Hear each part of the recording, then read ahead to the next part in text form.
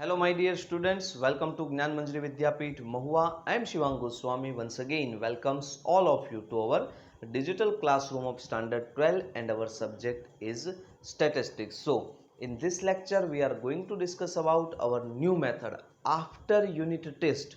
We know that we study online with the help of online digital platform since 4 months. Okay, and in this 4 months we studied how to learn online, but now online is not new for us.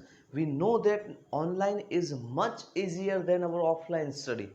Okay, so in this second session after unit test, we focusing on our objective.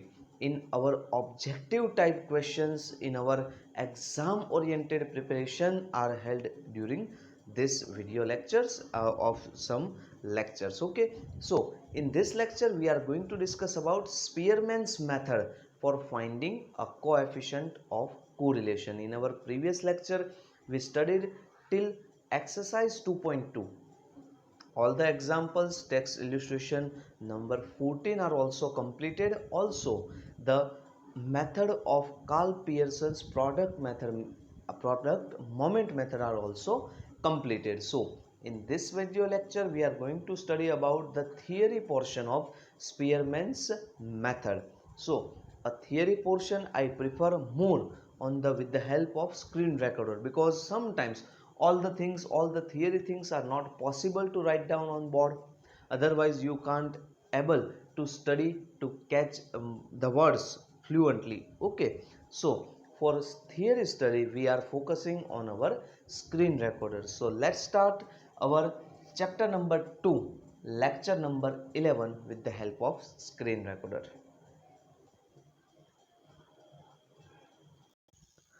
So let's start our today's second method, which is Spearman's rank correlation method. We know that by with the help of Carl Pearson's product moment method we can find a correlation between any two variables with the help of some complex numericals and equations. But we know that sometimes it is only applicable for quantitative variables. Okay, but if we are talking about a qualitative variables, the Carl Pearson's product moment method is not applicable in that case. So for the finding a correlation between two qualitative variables like beauty, honesty, skill, so at that time we have to use our Spearman's rank correlation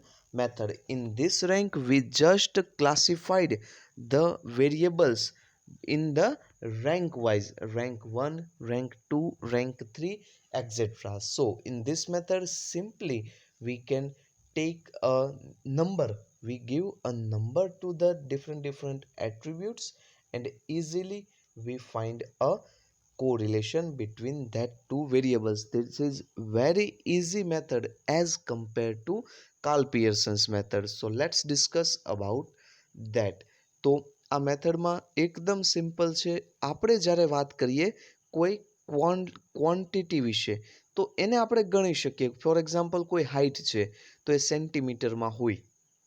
કોઈ માપ છે, અત્યાર સુધી આપણે જોયા number of accident, બીજી કોઈ પણ વસ્તુ છે તો એને આપણે નંબર્સમાં કાઉન્ટ કરી શકીએ છીએ. પણ સમટાઈમ્સ એવું થશે કે અમુક વસ્તુ છે, જેમ કે કોઈ વ્યક્તિની ઓનેસ્ટી, તો ઓનેસ્ટીને તમે કઈ રીતે માપશો? ન માપી શકાય. એની બ્યુટી છે, એના સ્કિલ્સ છે, તો એ બધી વસ્તુના જ્યારે આપણે રિલેશન ફાઇન્ડ કરવા હોય, ફોર એક્ઝામ્પલ એક સિમ્પલ એક્ઝામ્પલથી તમને સમજાવું તો બ્યુટી અને સિંગિંગ, આ બે વસ્તુ વચ્ચે કોઈ પણ જાતનો રિલેશન નથી, આપણે જાણીએ છીએ. એવું જરૂરી નથી કે જે બ્યુટીફુલ હોય એનું સિંગિંગ સારું જ હશે. તો આ બંને વચ્ચે જ્યારે આપણે એના કોરિલેશન ફાઇન્ડ કરવો હોય, અથવા તો કોએફિશિયન્ટ ઓફ કોરિલેશન જ્યારે આપણે ફાઇન્ડ કરવું હોય, તો ત્યારે આપણે શું કરવું પડશે? ત્યારે સ્પિયરમેન્સ મેથડ યુઝ કરવી પડશે. ચાર્લ્સ સ્પિયરમેન હતા એક સ્ટેટિસ્ટિશિયન, જેણે સૌ પ્રથમવાર આ વસ્તુ જે છે એને એની મેથડ આપણને આપી હતી. તો જોઈએ આ method. We have studied the Carl Pearson's method to find the correlation coefficient between two variables. It is clear that this method is used when two variables are quantitative, means કે એને આપણે ગણી શકીએ, માપી શકીએ એવી રીતે આપણે મેઇનલી એ નંબરમાં હોય. Both the variables R numerically મેઝરેબલ, એને આપણે નંબર્સમાં કાઉન્ટ કરી શકવા જોઈએ. ઘણાને આ સમયે પાછું એવો ક્વેશ્ચન થાય કે સર આ સિંગિંગ કોમ્પિટિશન હોય તો એ સિંગિંગ કોમ્પિટિશનમાં તો એમને માર્ક આપે છે, તો એ જજીસ એના માર્ક આપે છે 10માંથી 8 9 ઇટ્સ ઓકે, પણ એ એના સિંગિંગ જે છે, એના ટેલેન્ટ જે છે એનું માપ નથી, એ ખાલી માર્ક આપે છે.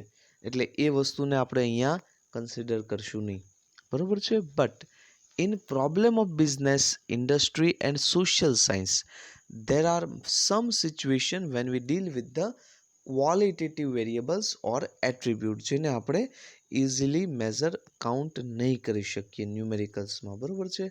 For example beauty, honesty, skill, morality, proficiency in elocution, music, dance, etc. તો આ બધી એવી એટ્રીબ્યુટ્સ છે, એવા વેરિયેબલ્સ છે જેને આપણે કાઉન્ટ નહીં કરી શકીએ એ ન્યુમેરિકલ્સમાં. તો એ આપણે મેઇનલી એને કેરેક્ટરિસ્ટિક્સ કહીએ છીએ, જે આપણે કાઉન્ટ નથી કરી શકતા નંબરમાં.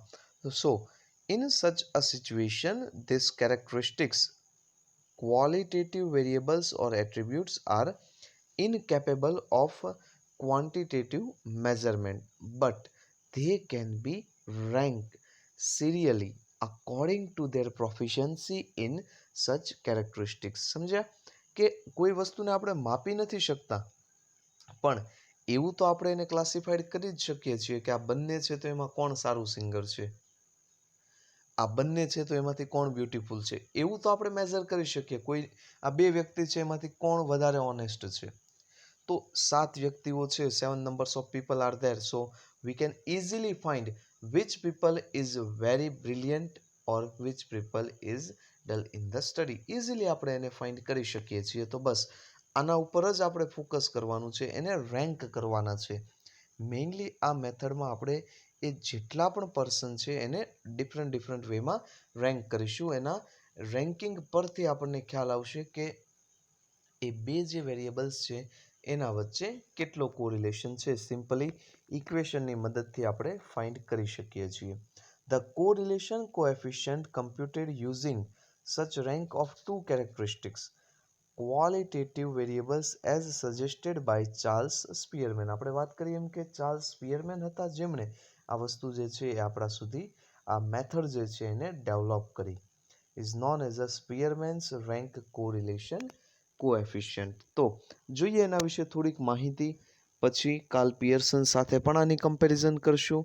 સમ of the example in which the Spearman's rank correlation coefficient is to be obtained to know the relationship are follow. ક્યારે આપણે યુઝ કરીશું, ક્યારે યુઝ કરી શકશે એના વિશે આપણને વાત કરી છે. First, the study of relationship between two attributes honesty and punctuality. બે અલગ અલગ વસ્તુ છે, ઓનેસ્ટી અલગ વસ્તુ છે અને કોઈની પંક્ચ્યુઆલિટી પણ અલગ અલગ વસ્તુ છે. તો કોઈ ગ્રુપમાં 7 નંબર ઓફ પીપલ છે, આપણે એક્ઝામ્પલ લીધું, તો એ 7 છે એમાંથી ઓનેસ્ટી કોની વધારે છે, પંક્ચ્યુઆલિટી કોની વધારે છે, એના ઉપર આપણે ફોકસ કરશું by the ranking them according to their proficiency. બરોબર છે, કોણ વધારે ઓનેસ્ટ છે, કોણ સેકન્ડ રેન્કનો ઓનેસ્ટ છે, કોણ થર્ડ, તો એ આપણે ઇઝીલી મેઝર કરી શકીએ. The study of relationship between the judgement of two જજીસ in beauty contest who rank contestant according to their performance in contest. એવું તો આપણે કહી શકીએ ને કે ભાઈ કોઈ સિંગિંગ કોમ્પિટિશનના જજ છે, નોર્મલી 3 જજ હોય, તો એમાંથી કયા જજે વધારે સારું આને કઈ પ્રાયોરિટી આપી, એ પ્રમાણે આપણે એને જજ કરી શકીએ છીએ. તો આવા ડિફરન્ટ કેસની અંદર આપણે with the help of characteristics we find the coefficient of correlation by the Spearman's rank correlation method. After that, sometime even if the data consists of qualitative variables like height, weight, The rank correlation coefficient is obtained by assigning the rank to the numerical observation according to their magnitude. It is very important not only for qualitative, sometimes this method is also useful for quantitative data also.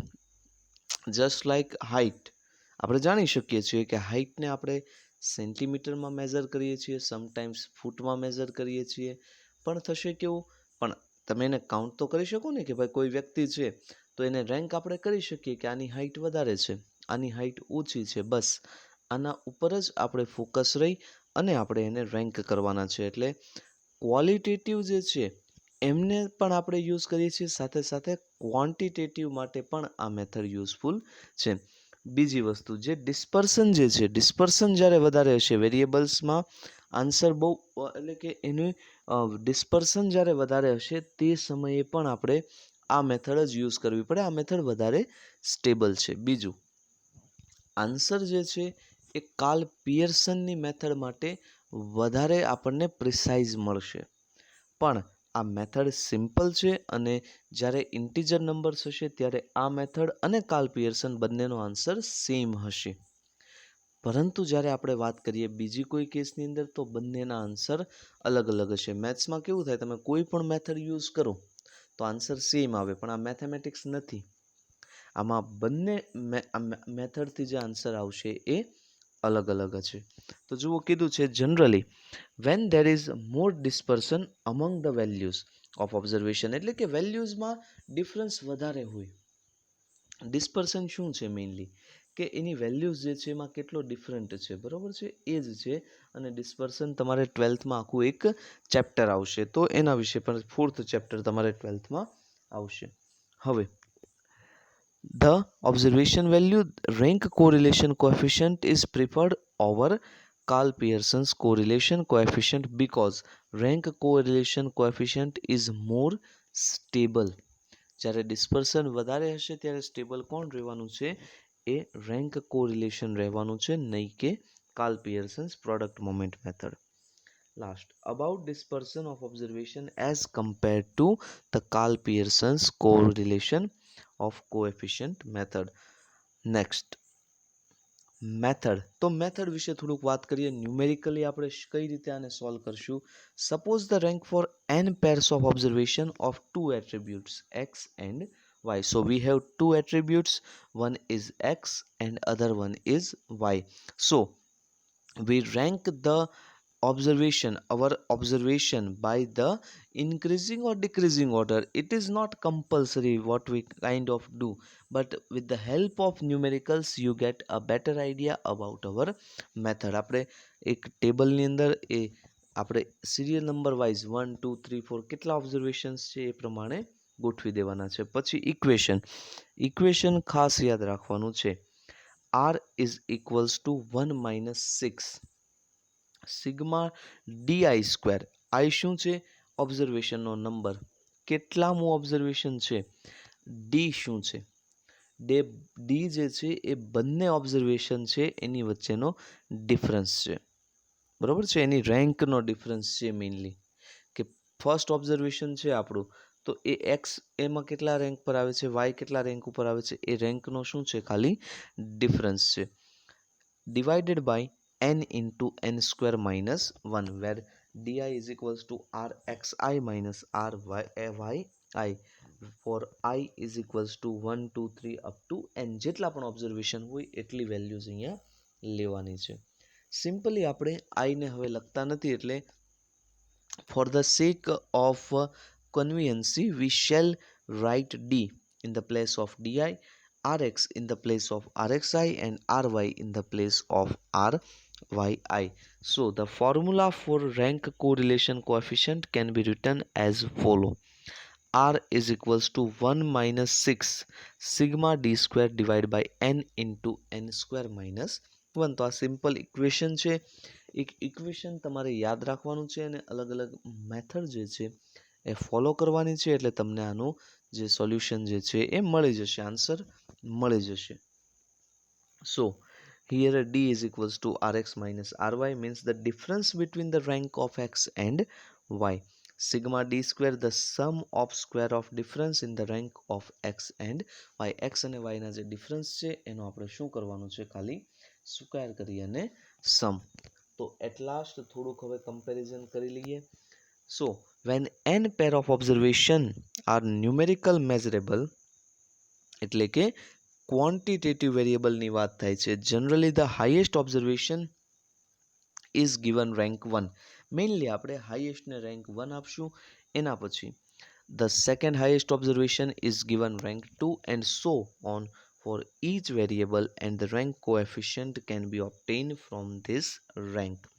Although we use a rank correlation coefficient to find the relationship between two quantitative variables, Carl Pearson's coefficient method is more efficient as actual observation are used in the calculation and not the rank. આ વાત આપણે પહેલા પણ કરી છે કે બંને મેથડમાં actual કોણ છે, વધારે પ્રિસાઇઝ કોણ છે, વધારે સચોટ કોણ છે, તો એ છે Karl Pearson's method. Not that the Spearman's correlation coefficient is nothing but Carl Pearson's coefficient correlation between the rank of two attributes. એટલે કે આ કોઈ નવી મેથડ નથી, પણ આ ડેવલપ થઈ છે કાર્લ પિયર્સન્સની મેથડ પરથી. એટલે તમે આરની વેલ્યુનું જેમ આપણે ઓબ્ઝર્વેશન લેતા હતા કે ભાઈ આર ઇઝ ઇક્વલ્સ ટુ 1 હોય તો આપણે એવું કહી શકીએ કે આપણને જે કોરિલેશન જે છે એ પોઝિટિવ મળે છે. આર ઇઝ ઇક્વલ્સ ટુ -1 હોય તો આપણે એમ કહી શકીએ કે નેગેટિવ કોરિલેશન મળે છે. આર ઇઝ ઇક્વલ્સ ટુ 0 હોય એનો મતલબ બંને વચ્ચે કોઈ પણ જાતનું કોરિલેશન નથી. વેલ્યુઝ જો નેગેટિવમાં હશે તો આપણે એને પાર્શિયલી કહેતા હતા, પાર્શિયલી નેગેટિવ અને પાર્શિયલ પોઝિટિવ. તો આમાં પણ આન્સર આવે એનું આપણે ઇન્ટરપ્રેટ તો એવી જ રીતે કરવાનું છે. એટલે અહીંયા એ ફરીવાર તમને શીખવાડવાની જરૂર નથી, જેમ આપણે એનાલિસિસ કર્યું હતું કાર્લ પિયર્સન્સ મેથડમાં, કારણ કે બંને વસ્તુ કેવી છે, સેમ છે. Generally, the value of Spearman's rank correlation coefficient and Carl Pearson's correlation coefficient are not equal. આ બંને ઇક્વલ નહીં હોય, આપણે વાત કરી, પણ ઇન્ટીજર વેલ્યુઝ માટે એ સેમ હોઈ શકે. But when the value of two variables are some arrangement of first and natural numbers, the correlation coefficient obtained by the Carl Pearson's method and Spearman's method are equal. આ એક specified કેસની અંદર એવું બનશે કે બંનેથી answer same મળશે. તે સિવાય બંનેના આન્સર અલગ અલગ હશે, કારણ કે બંનેમાં અલગ અલગ આપણે માપદંડોનો ઉપયોગ કર્યો છે. સો this is the our second method for finding coefficient of correlation, a Spearman's rank method. It is very simple method as compared to Carl Pearson's method, but we have to focus on our goal, because if in this method you focus more and more, you get more mark. In examinations, this a question from this topic are frequently asked, and you have to follow and you have to calculate it very precisely. Sometimes this kind of problems are happened, question is easy, but student are get silly mistake. So by this silly mistake you score less in your board examination. So well prepare for your board examination 2021, because this examination is not will delay. Remember this thing.